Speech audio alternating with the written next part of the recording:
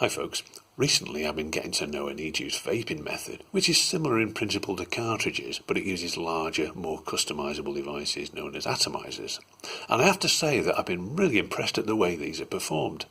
Used correctly, they're leak resistant, forgiving, very versatile devices, and the thing that's blown me away above all else is the way they're easily capable, and from the same Ejuice mix, of reliably delivering a wide range of vapour strengths from gentle MAOI friendly tokes all the way to massive single rip blast-offs.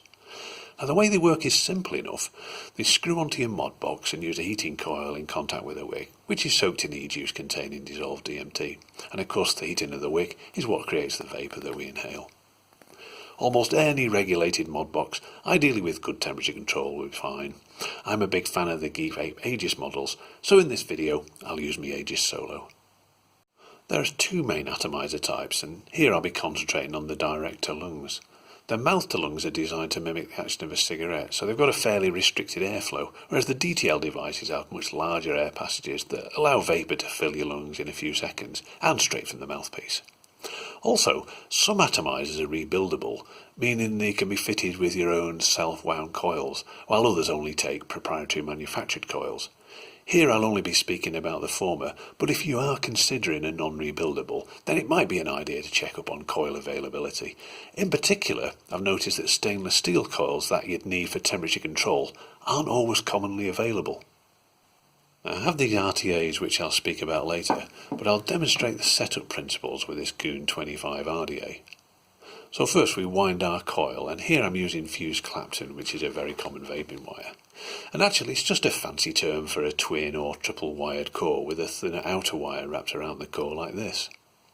Now, I've tested several variations and they all work, but I found the wider gauges to be generally better at producing the smooth, potent vapour with the minimum of fuss and spitting, with the potential trade-off being a slightly longer heat-up time. So for the widest gauges, this just means holding the fire button for a second or two before starting your toke. I use a 2.5mm drill and just wind between 6 and 8 turns around it. In fact, there's loads of different coil styles, but I prefer windings with enough spacing to visually confirm there's no danger of touching and creating hotspots or maybe temperature control problems. Okay, now the coil's in, we'll give it a quick red heat burn just to make sure that any residues are burnt off and that it heats evenly from the centre outwards. Also, make sure the coil's properly reset on the mod box. For the Solo and most other Aegis models, this is, with the power on, unscrew the RDA, press fire to get the no coil prompt showing, power the mod box off, with the power off install the RDA, make sure the coil's at room temperature, which is pretty important, and then power on your mod box and accept the new coil resistance value. Now note your resistance to make sure it's within the usable range of your mod box.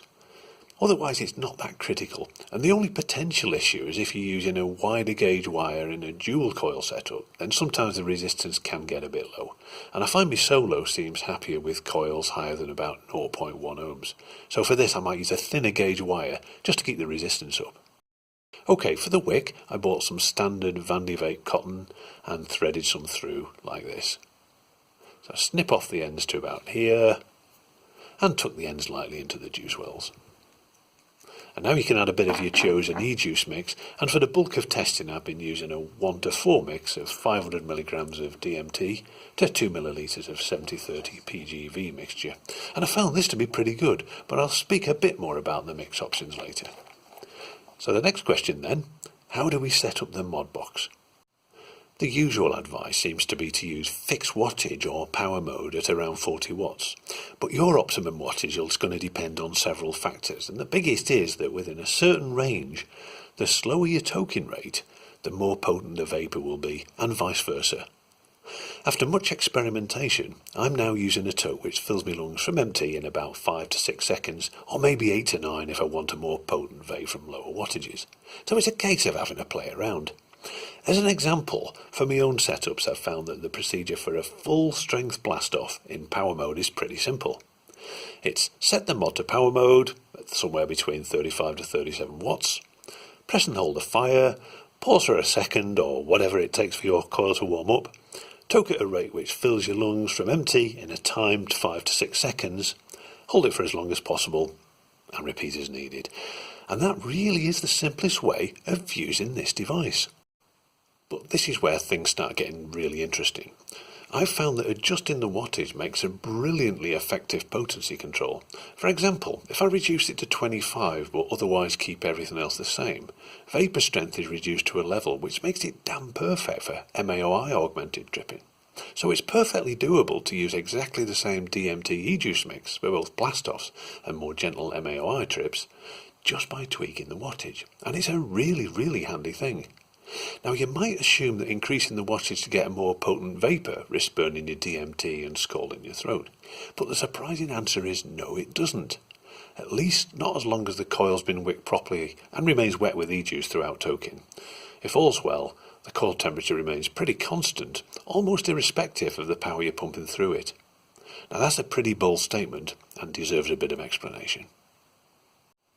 So here we've got a graph of temperatures reached by a dry unwicked coil for increasing wattages, and as expected the temperature increases rapidly with the wattage. In fact, I had to conduct this test with a fan blowing onto the coil to stop the temperature maxing out at about 12 watts. Now, if we were to put a wick inside that same coil and allow it to soak with pure PG, see the effect it has on the shape of the graph. And now we can see that once a certain threshold temperature is reached, no matter how much we increase the wattage, the temperature barely increases at all. It stays pretty much the same. So why is this then? And of course it's because the coil temperature is being pegged at the boiling point of the PG in the wick. Extra wattage above this is simply dissipated in increased vaporization, but the temperature itself barely increases above the boiling point. In this case is 188 degrees centigrade. And we can see a very similar thing happening at 100 degrees centigrade if we tried a wick soaked in tap water. And when I tried pure VG, this is the line I got. Now at higher wattages, we can see the temperature does actually appear to creep up a little, probably because the wick is giving off a bit more in vapour than it can absorb in liquid from the RTA's reservoir tank. But what about our DMT Ejuice mix? Well, next I put a new wick in and filled the tank with the DMT mix mentioned earlier, and the line I got was the dark red one shown here, which is coming a little below the boiling point line for pure PG. Now the graph's getting a bit messy, so let's just show that curve on its own. Now let's not forget, this is for no toke conditions, plus there will be some tolerances with your own chosen Ejuice blend, but the flat line is good evidence that the boiling point pegging is still occurring over an equally wide wattage range, and at a temperature which is highly likely to be in a very comfortable zone for DMT vaporization. And sure, higher wattages do produce more vapour, so it's inevitable they're going to feel a bit warmer in your lungs. But in practice, the effect is actually really gentle. There's really no risk of burning your DMT or scalding your throat, as long as the wick remains wet, i.e. is able to soak up enough Ejuice to properly replenish that given off by vaporization. After this, you might be wondering if there's actually any point to using a temperature control mode, and if you've got to set up anything like mine, you're using an average Ejuice DMT blend with PG and VG, and you're prepared not to let the wick run dry, then to be honest, I'm not actually sure it's worth the trouble either. As far as I can tell, the only advantage to setting up temperature control is protection against dry hits. So if the tank runs low, the wick begins to dry out, and if you're in fixed wattage mode, the coil temperature is going to quickly spiral upwards, often resulting in a charred wick and an unpleasant dry hit. But if temperature control is set up properly, the drying of the wick then becomes totally drama-free. The vapour just gets progressively weaker, and it actually becomes like inhaling warm, fresh air, sometimes with a slight taste a bit like hot Weetabix maybe. There should be little if any damage to the wick, and it actually could be good to take another refill. So, how do we set up temperature control? Even on the best mod boxes, temperature control can be finicky, but thankfully, unlike the eMesh, this task isn't too demanding on our mod box. Now you'll need to be using stainless steel wire for your coil, because neither Canthal nor nichrome will work for temperature control, and also as explained in previous videos, you'll need all your electrical connections to be spotlessly clean and firm. And of course the coil's going to need a proper reset, as described earlier. Now my method is to set the temperature slightly higher than the boiling point of the Ejuice. Of course, we're setting the mod an impossible task to reach an unachievable temperature, but that's okay, and during a toke it'll just continuously drive the coil at the maximum wattage that we set in this mode. But if the wick starts to dry, the temperature will be reached, and then the mod will quickly reduce the wattage, thus preventing a dry hit. So how do we find the boiling point of our Ejuice mix? Well, that's simple with a mod box like the Solo that shows temperature during a fire cycle. So make sure your tank's got enough Ejuice and the wick's properly saturated. Set the mod to TCSS, any temperature you like as long as it's well over the anticipated boiling point. So I'll use 250 Celsius here. And we'll use a max wattage setting of 25, which is going to be more than enough to drive any coil to its boiling point of the Ejuice at no toke. So press the fire button and allow the temperature readout to stabilise, and we can see that our requested temperature isn't reached because it's showing less than 250, and also the protection isn't flashing either. Now obviously the temperature reading isn't going to be spot on, but as long as we're seeing half sensible and reasonably constant values, then no problem at all. If your readings are way out, then try a bit more cleaning and tightening of the electrical contacts, not forgetting a fresh coil reset before trying again. Now we'll try a few more presses just to check we're getting similar values as previous. And of course, the temperature we're seeing here is what the mod box thinks the boiling point of the Ejuice is. Its accuracy isn't too paramount because for vaping, all we're going to do is set the requested temperature to around 10 to 15 degrees higher than the value that we're looking at here. But before we do this, remember I said that increasing the wattage should barely raise the temperature? Well, let's check that out now. I'll try again, this time bumping up the wattages to 30, then 40, 50 and finally 60 watts, just to see what we get. So yeah, we do get a small rise in indicated coil temperature, but nothing really significant or outside the range of the graph that we showed earlier. Okay, so we're nearly there. We'll set the temperature to 185 to 190, something like that, safe in the knowledge that we're going to be protected from dry hits. And we'll also set the maximum wattage of the mod to our chosen value to suit the type of trip that we're looking for.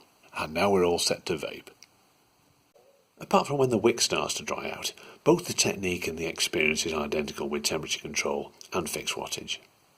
For getting the best from a drying wick, it's a case of just taking really slow and long tokes, and if in fixed wattage, just keeping the wick wet with pure PG/VG. The reason for the slow toking is although a drying wick might still contain 1/4 of a mil or more of Ejuice, it'll only release it in many ever weaker tokes, which is why we can't cut a tiny wick like this and use it as a single dose device like the E-Mesh. Even pre-saturated, this would only deliver frustratingly feeble tokes, and the whole setup only really works properly when the wick's got a healthy reservoir of Ejuice on tap. Another issue is that just like cartridges, impurities seem to concentrate in a wick. So if yellow DMT has been used, then as the tank runs low, although the wick can still appear wet, you only get annoyingly weak tokes, each one accompanied by a big cloud of horrible smoke, which seems to linger forever. This is exactly what's happened to this wick here, after just 2 refills from slightly yellow spice, and of course this is throwaway. The Goon 25 works really well for what it is, so why might we want to buy devices like these?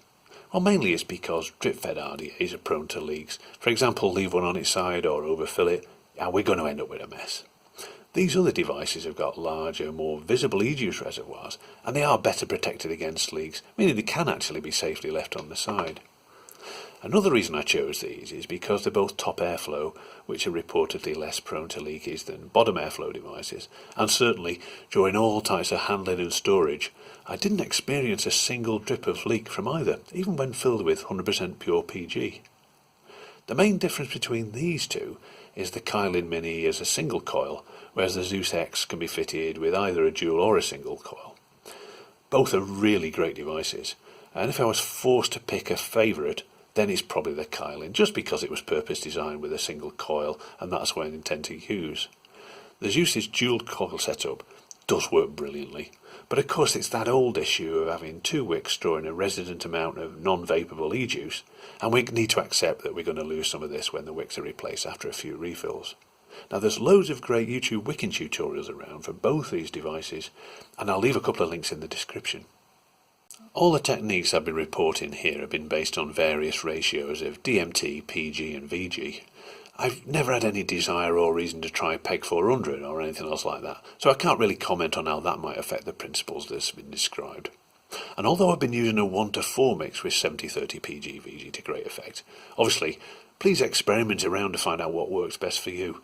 I doubt it'd significantly affect the boiling points much, or indeed anything of what we've been chatting about here.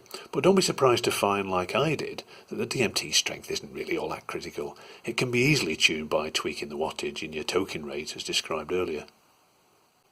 Overall, this method works extremely well, and I really do like it. And anybody who doubts the sheer punch should try an ultra-long, slow toke on an ample wattage, because the effects will be comparable to about 25 milligrams on the E-mesh, and it's likely that taking more tokes after that will be the last thing on your mind. But with more moderate tokes on lower wattages, we now have ourselves a genuine challenger for cartridges when it comes to MAI-augmented trips. But what about disadvantages? And yeah, the first is that I can't get anywhere near the same bang for buck from my spice as I do from the E-mesh. I'm not really sure why. Maybe mixing the DMT with Ejuice, especially with added VG Club of the Vape efficiency somehow. I mean, who knows? But it really is alarming to see how much your Ejuice level has dropped during a session, and of course the efficiency is also clobbered by the amount of Ejuice that gets trapped in the wick. And there's spitting and popping, and despite much effort, I've still not been able to eliminate this completely. But overall, its bark seems an awful lot worse than its bite, so now I just live with it. And if you can get a nice curved drip tip like this, it'll keep your mouth at a safe distance and it won't be much of a concern. And another thing is, it's that same old problem of yellow spice yet again. RTAs do tolerate it better than carts, but they're still not really in love with it. And as mentioned, it will destroy the wicks in a couple of refills. But despite all this, I have to say that it's now become one of my very favourite ways to vape. It'll definitely have a well-earned place in my own toolbox beside carts and my faithful old E-mesh rocket ship. Hope you found the video of interest. Max respect, and I'll catch you again very soon. Bye bye.